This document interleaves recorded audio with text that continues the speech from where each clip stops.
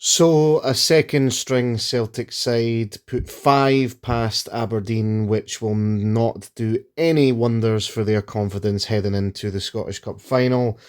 And even though Aberdeen did score in the game, it looked extremely comfortable, even for a second string Celtic side, which might give Brendan Rodgers some stuff to think about in terms of potential starting 11 places. But it just goes to show you the strength that Celtic have available to them off the bench. Normally, in this case, in the starting 11, the only player that will be likely to start the Scottish Cup final out of the players who started today will probably be Callum McGregor, in all fairness.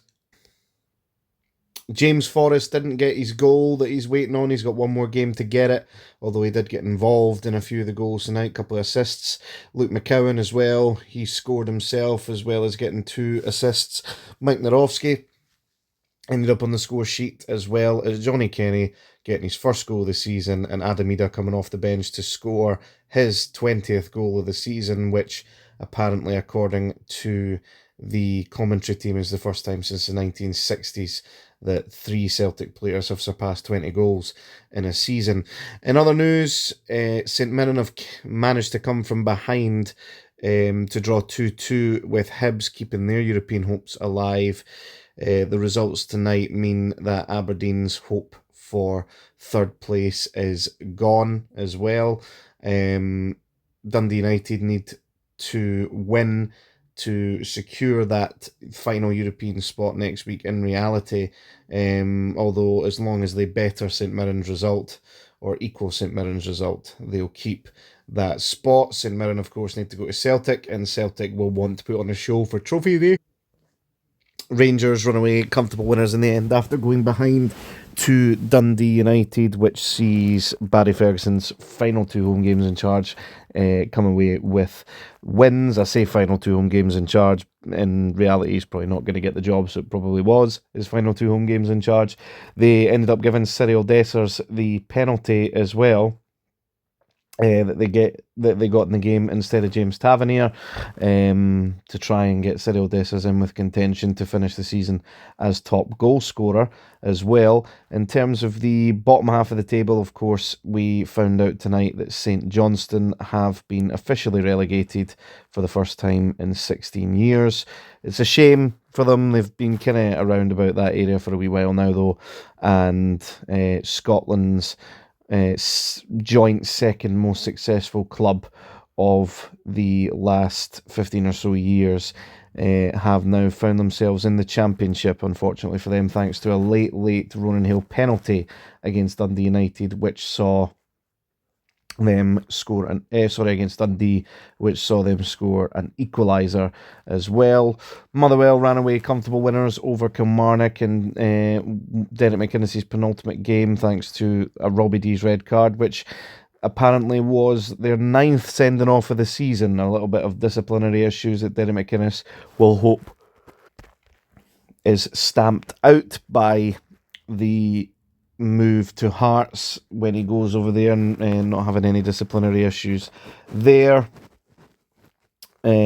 Unfortunately for St Johnstone, of course, with them going down, they did get beat by Hearts despite a goal in the second half to kind of give themselves a little bit of hope of survival.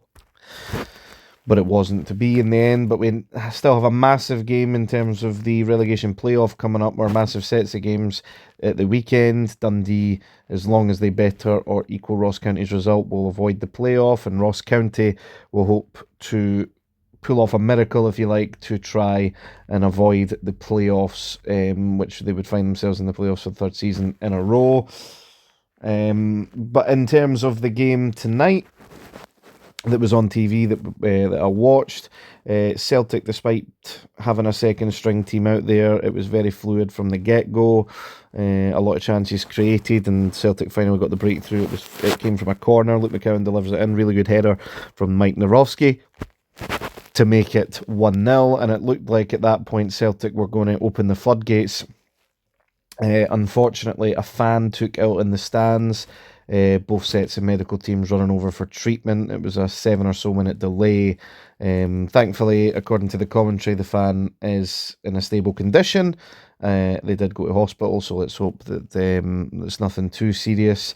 And the break in momentum from it actually helped Aberdeen in the end, as much as it's not a great situation for the fan or anyone to be in that respect. It did give Aberdeen a little bit of a breather, which they took advantage of in the restart. Not great positioning from Austin Trusty, but a good flick on from Papagay and a header into the back of the net from Kevin Nisbet. He just guides it away from Sinazalo. He almost gets it, a finger to it to keep it out, but can't quite keep it out. And from there, Aberdeen mustered a couple more chances, but then just before half-time, James Forrest tried to play a ball inside. It bounced off Leighton Clarkson's foot. Forrest took control of the ball, drove into the box, fires it across.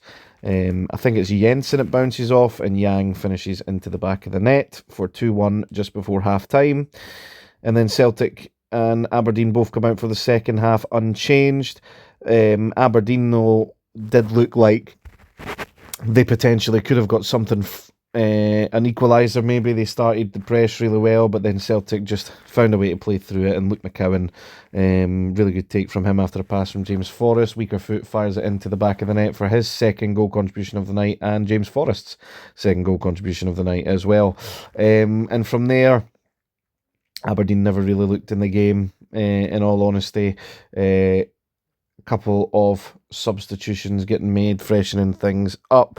And Johnny Kenny, after a cross from Luke McCowan, gets a header onto the ball to make it 4-1. McCowan's third goal contribution of the night, and Johnny Kenny gets his first goal and his first start for Celtic as well, after a good scoring season for Shamrock Rovers before coming back from his loan. We'll see if that puts a thought in Brendan Rodgers' mind in terms of the transfer window, if he's happy with Johnny Kenny as his sort of backup striker, third choice striker, or if he wants to do some business in the transfer window in regards to that. And then there was a red card in the game as well for Aberdeen. It was quite silly. It was a second bookable offence. It could have been a straight red card. It's not a terrible tackle, but Adamida is sent through on goal, and he just kicks him, brings him down, denial of a clear goal scoring opportunity, and it's a red card. But both teams would finish the game with 10 men after a tackle or a 50-50 on Rio Hatate, where it looked like a knee injury he got in the end after a 50-50 with Papagay. And we'll see what kind of damage that has done to Rio Hatate, if that's the end of his season. If that is the end of his season, who is going to come into that centre mid role next to Engels and McGregor? As much as McCowan was involved in the goals tonight, I thought Paolo Bernardo also played really well, so he could potentially stake his claim for that spot. He, of course, had a pivotal part to play in the winner in the Scottish Cup final last year for Celtic as well. And the other man who had a pivotal part to play does get his goal in the end. Nicholas Kuhn weaves his way into the box, gets an effort. I think it beats Mitov and it's cleared off the line. And then Adamida, good striker play, comes in to finish it off for his 20th goal of the season. And that was pretty much the last kick of the game. So second string Celtic ease their way to victory over Aberdeen, which will give them a confidence boost heading into the Scottish Cup final, and we have our first confirmed team down, which will be replaced by Falkirk next season, which is St Johnstone. Thank you very much to all the new viewers and subscribers on the channel. If you are new around here, please consider liking and subscribing and checking out the other content on the channel, and I'll catch you in the next one.